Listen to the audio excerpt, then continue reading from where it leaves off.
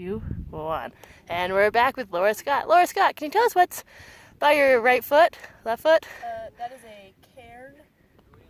And can you tell us more about a cairn? It marks the trail to where you're going and keeps you from doing stupid shit like falling off the edge. Ooh, falling off the edge. That sounds like an adventure. Maybe like a type 2 adventure, but still an adventure. Yeah. Can you show us how our cairn is made today? Well, you see, it's a very complicated process that the ancient Ute Indians first did.